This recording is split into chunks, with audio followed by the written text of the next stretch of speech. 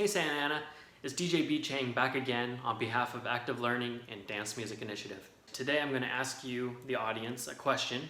Why are dance floors usually dark, right? Think about that. Why, when you go to events, whether it be a club or a wedding or whatever, the dance floor doesn't really get going until the lights get turned down low, and then that's kind of the start of it, right? Take a moment to think about it, and when you think you have an answer, okay? Cool. So one of the common answers that I usually get when I ask people this question is they say, oh, when it's darker, that allows you to do cool things with the lights, right? So sometimes when you go to events, there's like strobes going off and lasers and all these moving heads with lights flashing everywhere, different colors, right? All that lighting definitely makes for a fun time. It really adds to the experience. It creates something visual on top of an experience which is dominated by what you're hearing, right? So it's super fun and adds to the whole thing, but it's not really the reason why dance floors are dark. You might have even been to an event where they didn't have a lot of lighting, right? But maybe people were still dancing because the music was so good and the DJ was so on point.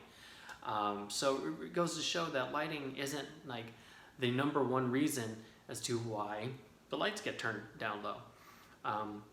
Other people say it's darker in the room, that it enhances the experience of what you're hearing, or that it's more emotional and dramatic. And it does make sense that because your one sense, your vision, is limited, other senses are heightened, right? Maybe you feel more things, or you hear more things on the dance floor. And there's some truth to that. I think that's a good point. But again, I don't really think that that's the number one reason why dance floors usually take place in the dark. In my opinion, dance floors are usually dark because it comes down to human nature. Oftentimes humans are self-conscious, especially if they're not professional dancers, about how they look on the dance floor.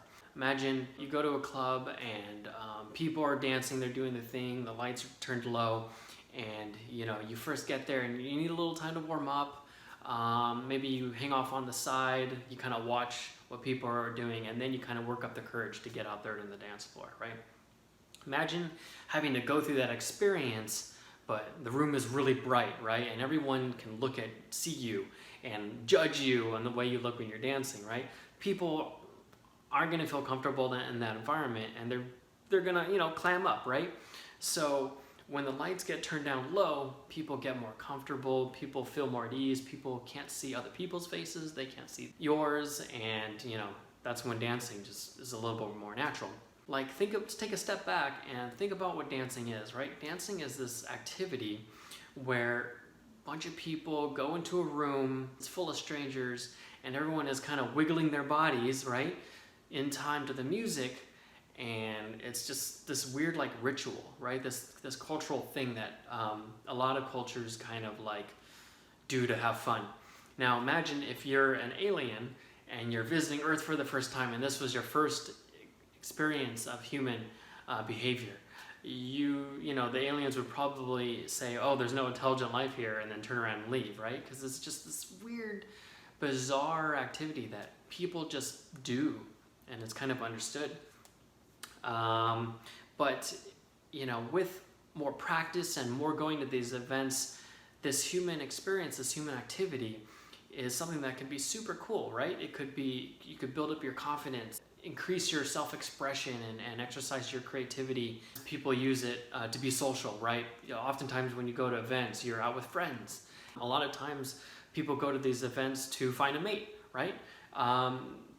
People get romantic on the dance floor, and that's part of it too. It's just kind of this fun thing that a lot of people have come to appreciate. So now take a step back and think about the DJ's role in all of this, right? The DJ is the person who's creating the soundtrack for this whole experience. They're setting the tone, setting the vibe, so they can have everyone be in sync without communicating, without any plan going into these events.